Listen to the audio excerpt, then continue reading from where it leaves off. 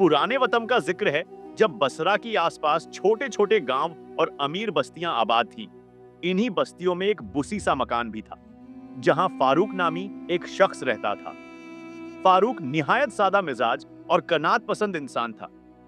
घर कहने को उसके पास सिर्फ मिट्टी की एक झोपड़ी थी। घर में गुर्बत के साए यूं मंडला आते थे, जैसे सदियों से इनका बसीरा हो।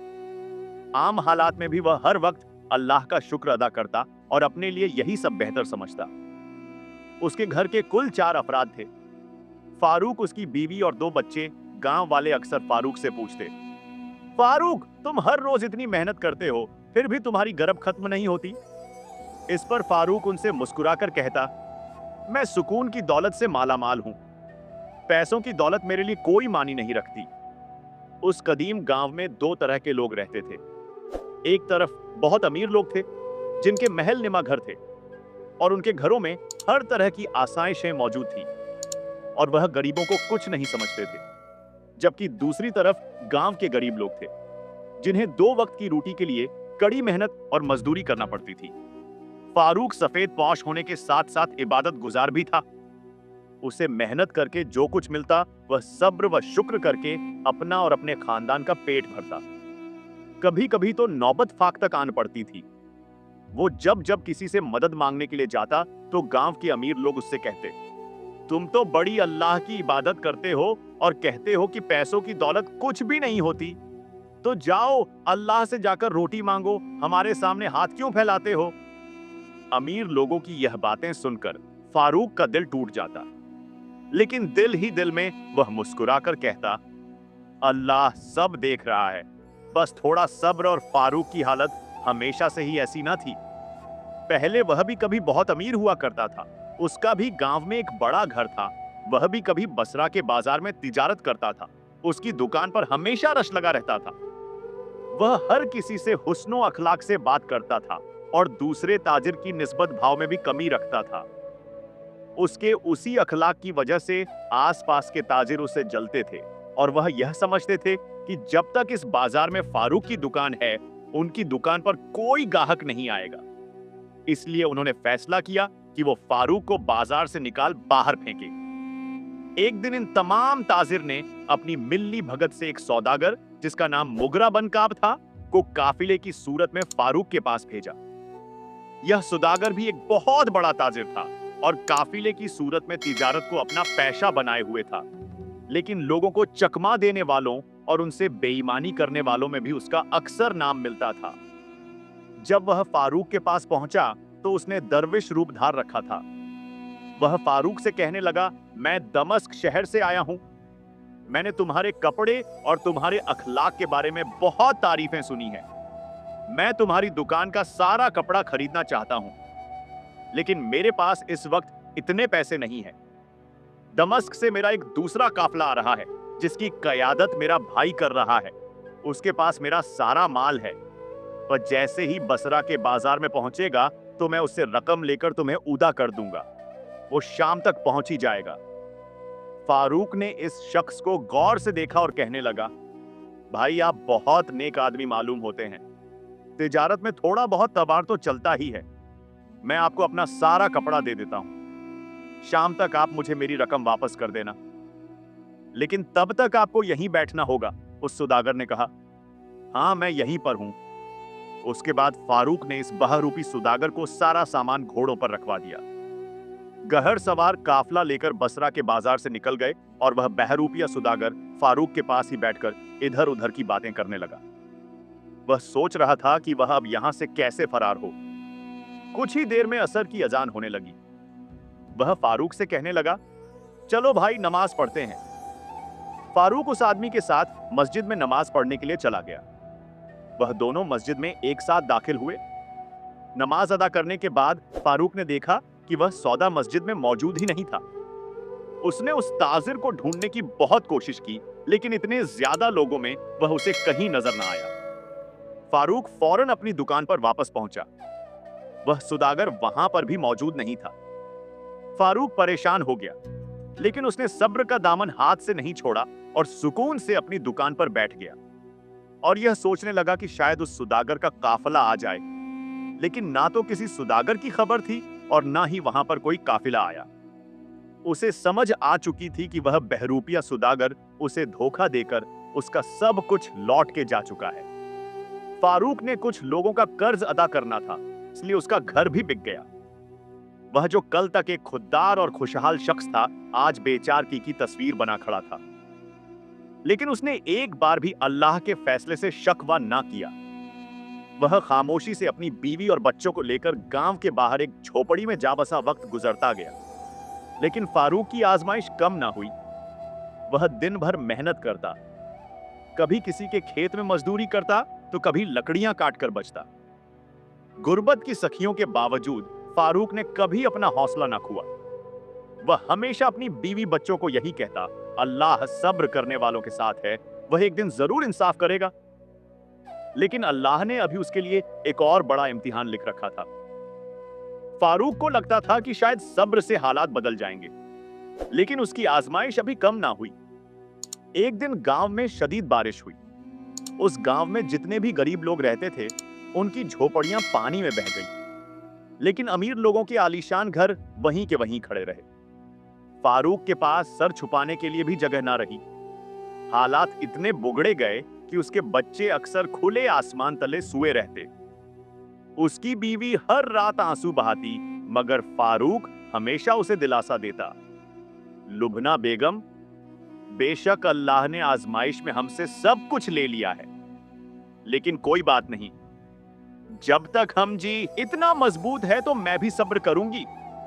फिर एक दिन जुबैर बिन अब्दुल रहमान, जो बसरा में एक बड़े ताजिर के नाम से जाना जाता था, बकरियों के बड़े रिवर्ड का मालिक था और शहर में उसे साहिबुल गनम यानी बकरियों वाला कहकर बुलाया जाता था। एक दिन उसने फारूक को अपने पास बुलाया और उससे कहने लगा, पिछले कुछ दिनों से मेरी बकरियों के एक रिव को चराने वाला छुट्टी पर गया है। अगर तुम चाहो तो इन बकरियों की देखभाल कर सकते हो। मैं इसके यज तुम्हें कुछ पैसे दे दिया करूंगा। फारूक ने फौरन हामी भर ली। अब वह हर रोज अपनी लाठी उठाकर पहाड़ियों की तरफ निकल जाता और सारा दिन बकरियां चराता। अब गांव के लोग उसे फारूक चरवाहा के नाम से पुकारने लगे थे। दिन भर मेहनत के बाद उसे कुछ पैसे मिलते, जिनसे वह खाना खरीदकर घर ले जाता और अपनी बीवी बच्चों का पेट पालता। कभी कभार वह खुद भूखा रह जाता और पानी पीकर रात काट लेता, लेकिन हर वक्त वह अल्लाह पर भरोसा रखे रहता कि वह जात मेरे हालात बदलने पर कादिर है। मगर फारूक की आजमाइश यहां खत्म नहीं हुई थी। एक दिन फारूक बकरियों को लेकर जंगल की तरफ गया। फारूक एक दरख्त के नीचे बैठकर आराम करने लगा। कुछ देर में उसकी आंख लग गई। जब उसकी आंख खुली तो बकरियां वहां मौजूद ना थीं। बकरियों को वहां ना पाकर वह फौरन से उठा और उन्हें इधर उधर ढूंढने लगा। उसने बकरियों को ढूंढने की बहुत कोशिश की, लेकिन उसे जंगल में कहीं भी बकरियां ना मिले उसके पास, और तो कोई रास्ता ना था। उसने आसमान की तरफ देखकर ठंडियां भरी, फिर बोला, आए पर्वतगार, तू ही राजक है, तूने ही दिया था, तू ही वापस ले लिया, लेकिन ए मेरे अल्लाह, तेरा हर हाल में शुक्र है। इसके बाद वह सीधा जुबैर के पास पहुंचा। उसके चेहरे पर खौफ के आसार नमाया थे। उसका सांस बगड़ा हुआ था। जुबैर ने गुस्से से पूछा, फारूक, तुम यहां अकेले क्या कर रहे हो? मेरी बकरियां कहां गए? फारूक ने बेबसी से जवाब दिया, साहब, मेरी आंख लग गई थी। बकरियां जंगल में कहीं गुम हो गई हैं। मैं रात भर उन्हें ढूंढ लूंगा। आप मुझे कुछ वक्त की मोहलत दें। जुबैर का चेहरा गुस्से से सुर्ख हो गया। मोहलत? तुम जानते हो मेरे लिए वह बकरियां कितनी कीमती थी। फिर गांव के दूसरे लोग भी वहां जमा हो गए। उनमें से एक कहने लगा, यह तो पहले ही मनहूस है, इसके पास जो भी चीज आती है यह उसे बर्बाद कर देता है। जिस पर जुबैर ने गुस्से में कहा, फारूक, कहीं से भी मेरी बकरियां ढूंढकर वापस लाओ या फिर मेरा नुकसान पूरा करो। फारूक ने बेबसी से कहा, साहब, मेरे पास तो कुछ भी नहीं है, मैं आपका नुकसान कैसे पूरा करूं? जिस पर जुबैर ने अपना आखिरी फैसला सुना दिया, जब तक मेरा नुकसान पूरा नहीं हो जाता तब तक तुम मेरी गुलामी करोगे। फारूक के पास और कोई चारा न था। वह जानता था कि अगर उसने इनकार किया तो गांव के जालिम लोग उसे चोर कहकर मार डालेंगे। उसने खामोशी से सर झुका लिया और कहने लगा, ठीक है, मुझे आपकी गुलामी कबूल है। फारूक अब पहले से भी बदतर जिंदगी गुजारने लगा। वह सारा दिन जुबैर का हर एक काम करता और रात को थकावट से चोर होकर जब घर पहुंचता तो उसकी बीवी का दिल भर आता। वह इतना थक चुका होता कि उसमें अपने बच्चों से भी बात करने की हिम्मत ना रहती। वह रातों को खुदा के सामने ने गड़गड़ाकर कहता, या अल्लाह, मेरे हाल पर रहम फरमा। अब सब कुछ मेरी बर्दाश्त से बाहर हो चुका है।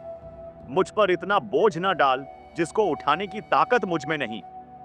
मेरे लिए आसानी पैदा फरमा। फारूक को जुबैर के पास काम करते हुए पूरा 1 साल गुजर गया। उस उसे में फारूक ने पूरी मेहनत और लगन से जुबैर का हर काम किया। जुबैर को महसूस हुआ कि फारूक ने उस दिन झूठ नहीं बोला था। बकरियां वाकई कहीं खो गई थी और ने अपनी बात को सच साबित करने के लिए 1 साल गुलामी की जिंदगी गुजारी है। जुबैर के दिल में रहम आ गया। उसने कहा, फारूक, मैं तुम्हें आजाद करता हूं। अगर कभी तुम्हारे पास पैसे हुए तो मेरा नुकसान अदा कर देना, और अगर ना हुए तो मैं तुम्हें अल्लाह की रिजा के लिए माफ करता हूं। फारूक की आंखों से आंसू बहने लगे। उसने जुबैर का शुक्रिया अदा किया और फौरन घर पहुंचा। बीवी बच्चों से खुश होकर कहने लगा, जुबैर ने मुझे आजाद कर दिया है। अब मैं कहीं और रोजगार तलाश करूंगा और अपने हालात बदलने की कोशिश करूंगा। फिर वह अपनी बीवी और बच्चों को लेकर दमस्क शहर की तरफ रवाना हो गया। उसने फैसला कर लिया कि जब तक हालात ना बदलेंगे वापस नहीं आएगा। गांव के लोग उसे पाने देने लगे। देखो, यह चरवाहा जो कल तक अमीरों का गुलाम था, अब खुद अमीर बनने के ख्वाब लिए परदेश जा रहा है। लेकिन फारूक ने लोगों की बातों को सब्र से बर्दाश्त किया और खामोशी से अपने सफर पर रवाना हो गया। दमस्क पहुंचकर वह एक मामूली सी झोपड़ी में रहने लगा और दमस्क के बाजार में मेहनत मजदूरी करने लगा। एक दिन मजदूरी की तलाश में वह बाजार में इधर उधर भटक रहा था कि अचानक एक शख्स ने उसे आवाज दी। वह शख्स बज़हर काफी अमीर लग रहा था। फारूक फौरन उसके पास गया और कहा, जी हुजूर, मैं आपकी क्या खिदमत कर सकता हूं। जैसे ही उस शख्स ने फारूक की शक्ल देखी, उसके चेहरे का रंग बदल गया। आंखों से निदामत छलकने लगी और वह अपने काम को भूल गया। यह वही सुदागर मुगरा बनकाब था जो बरसों पहले बहरूपे का रूप धारकर बसरा के बाजार में फारूक को लौट चुका था। लेकिन अब यह सुदागर राही रास्त पर आ चुका था। वह हर रात जब इबादत करता तो उसका जमीर उसे मलामत करता। तूने एक बंदे के साथ बहुत बड़ा धोखा किया है। तेरी इबादत कबूल नहीं होगी जब तक तू उस अल्लाह के बंदे का हक वापस नहीं करता। आज किस्मत उसे फारूक के सामने ले आई थी। वह सौदागर फारूक के कदमों में गिर पड़ा और रोने लगा। ए फारूक, मुझे माफ कर दो, मैंने तुमसे बहुत बड़ा जुल्म किया है। फारूक हैरान और परेशान खड़ा रहा। उसे समझ नहीं आ रही थी कि यह सुदागर क्यों उसके कदमों में गिरकर रो रहा है। बाजार के लोग हैरान थे कि आखिर इतना बड़ा और अमीर सौदागर एक आम से मस्कीन शख्स के कदमों में गिरकर क्यों रो रहा है। सौदागर फारूक को अपने साथ दुकान के अंदर ले गया, दरवाजा बंद किया और आहिस्ता से बोला, मैं वही हूं जिसने बसरा में तुमसे धोखे से तुम्हारा सारा माल लूटा था। सौदागर ने रोते हुए कहा, मैंने यह सब बसरा के बाजार के ताजों के कहने पर किया था। वह तुमसे हसद करते थे और चाहते थे कि तुम बसरा छोड़ दो। इसीलिए उन्होंने मुझे औकसाया और मैंने तुमसे यह जुल्म किया। शुरू में मुझे कोई अफसोस ना हुआ, मगर फिर मेरा जमीर जाग उठा। मैं जब भी रात को सोने की कोशिश करता तो ख्वाब में देखता कि तुमने मेरा गरेबान पकड़ रखा है और कह रहे हो कि मैं तुम्हें अल्लाह की अदालत में पेश करूंगा।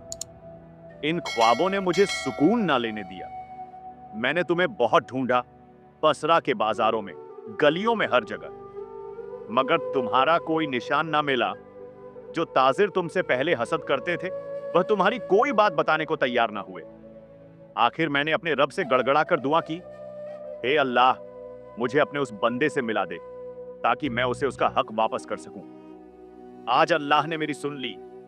फिर वह फारूक का हाथ थामकर कहने लगा, भाई, यह पूरी दुकान अब तुम्हारी है। तुम्हारे माल से मैंने जितना कमाया, जितनी चीजें खरीदें, वह सब कुछ तुम्हारा है। यह उस घर की चाबियां हैं, झूम ने इसी दुकान से कमाकर खरीदा है।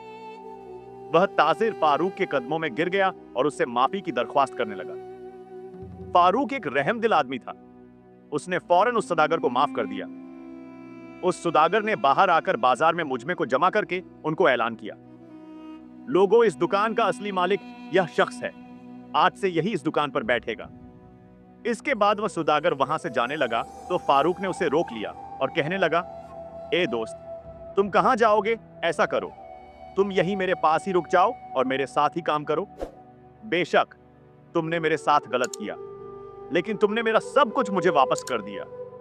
शायद मैं इस बाजार में रहकर इतना कुछ ना कमा पाता जितना तुमने मुझे मेरे माल से कमाकर वापस किया है। इसलिए मैं तुम्हें अपने कारोबार में शरीक करना चाहता हूं, और अब यह तुम पर हलाल भी होगा। उस सुदागर ने फारूक की बात मान ली और वह मिलकर काम करने लगे। इन दोनों ने मिलकर इतनी मेहनत की कि वह दिमशक के सबसे बड़े ताजिर कहलाने लगे। फारूक के बीवी बच्चे अब खुशहाल जिंदगी गुजारने लगे। एक दिन फारूक ने फैसला किया कि वह बसरा वापस जाएगा। उसने एक अनाज से बहरा हुआ काफिला तैयार किया और बसरा में अपने गांव में जा पहुंचा। गांव के अमीर लोग उसे देखकर हैरान रह गए। फारूक गांव के हर एक गरीब के दरवाजे पर दस्तक देता और उन्हें अनाज मुहैया करता और उनकी माली मदद भी करता। इस गांव में जो मगरूर लोग रहते थे, फारूक की तरक्की देखकर उनका गुरूर खाक में मिल गया था। तो मेरे प्यारे नाजरीन, बेशक हमारी जिंदगी में बहुत मुश्किलात आती है। अगर हम इन मुश्किलात में सब्र और अल्लाह पर यकीन से काम ले तो यकीनन अल्लाह हमें कभी अकेला नहीं छोड़ेगा। गरीबी तो किसी पर बही आ सकती है, मगर गुर्बत में रहकर सब्र करना यही सबसे बड़ी है। प्यारे दोस्तों, जब कोई रास्ता नजर ना आ रहा हो, हर तरफ ना उम्मीदी और अंधेरा चाहा या हुआ हो, उस वक्त अल्लाह की जात पर पक्का यकीन और भरोसा रखना यही सच्चा ईमान है। और इस यकीन का बदला वह जात ऐसा देती है कि इंसान की जिंदगी ही बदल देती है। उम्मीद है आपने इस कहानी से बहुत कुछ सीखा होगा। मजीद सबक अमोज कहानियां के लिए हमारे चैनल पुरानी बातों को जरूर सब्सक्राइब कीजिए और अपने दोस्तों के साथ शेयर कीजिए। अल्लाह हाफिज।